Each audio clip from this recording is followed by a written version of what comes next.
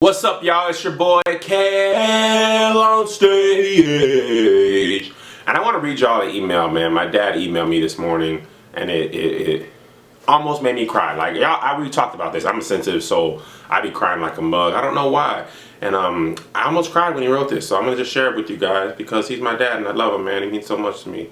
It says, by the way, you are being a great dad. You support your family well and are building wonderful memories. You now qualify for a World's Greatest Dad t-shirt. Congratulations. 10 years from now, you get the coffee cup. Then comes the necktie. The gift giving quickly goes downhill from there. And then he texted me and said, P.S. But the love and appreciation goes up.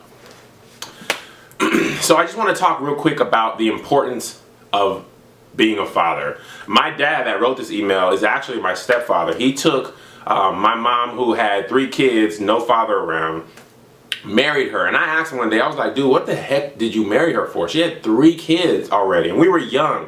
My brother was 7, I think, and I was 4, and my sister was like a baby. She doesn't remember not knowing my dad.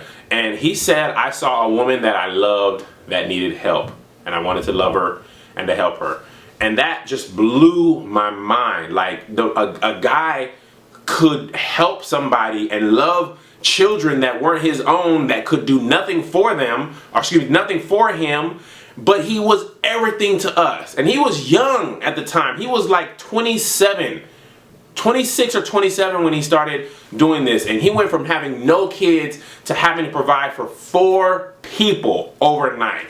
And that dude just really, he's really complimenting himself when he compliments me, because he showed me how to be the dad. If the dad that I am now didn't come out of a vacuum, that came from years of watching him love us. He loved my mom. My mom has a disability. She's legally blind, so she can't see. She can't see clearly. She can't drive. She's still very powerful. Don't feel sorry for her, because she's hilarious. She travels the world. She writes books and visits the Pentagon. She just can't drive. She pretty much, that's it. She travels more than anybody else.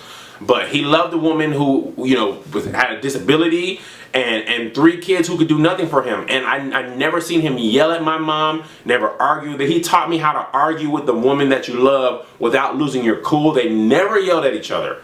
He was always calm. Now, Sheila, this is how I feel. That's how he used to talk. Now, Sheila, this is what it is. Blah, blah, blah. He was tough on us. I remember literally crying one day, because I was like, dude, this dude will not help me. He wouldn't help me with my rent. When I first moved out, he gave me $200 when I was short on my rent, 1 month. And he said, this is the last time I'm going to help you. And he gave me the best advice in the world. He said, the world only cares about you as much as you pay your bills on time.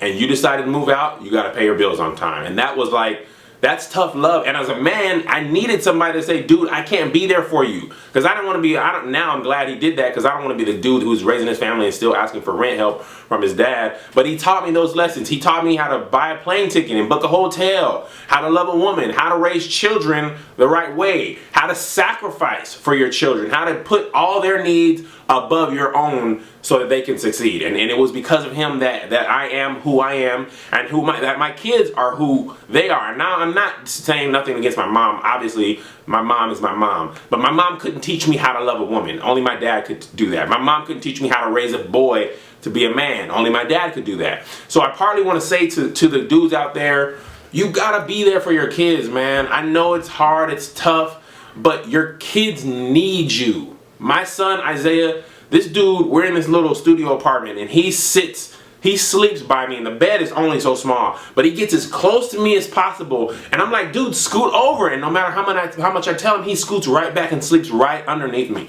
I act like I hate it, but I really love it, man. Because this little dude looks up to me. JoJo doesn't care for me. He loves his mom. He doesn't care for me. But kids need us. And just that little thing of Zay wanting to be right underneath me, it means the world to me. And now he's working on a movie, and I couldn't be prouder of him. And people hit me up like, Kev, aren't you trying to do some stand-up while you're in LA? No, man, I'm not. I'm here for Zay and Zay only. I am making dinner for him, baths. I just made him breakfast. I have cooked more for him than I've ever done in my life. ever. Like, I'm doing things I never thought I could do because I want the best for him. I want him to have the best experience and all that stuff. And kids need our support. Like, part of the reason he has success is because I'm there saying you can do it. I'm not taking credit for his talent, even though he did come from me, and look at your boy. But my responsibility is make sure he's there, he's encouraged, he's supported, he's disciplined when he needs to be disciplined so he doesn't become all Hollywood. But I'm there for him. And I don't need to have personal success in comedy entertainment, because the whole thing, the reason that I was trying to do it was for them. So if he's building his own career and having success, that is better to me than anything I could ever give him. For him to build his own life and have success on his own. What am I here to do, man? That's my whole life. So all the same for JoJo, just happens to be me and Zay right now. So dads out there, man, be there for your kids no matter what. Women, do what you gotta do until the dads do what they gotta do. I love y'all. Sentimental Kev right here. You feel me? It's Kev on stage. Go and subscribe to my YouTube page, and don't you be bitter. Just follow me on Twitter. Yeah, jam.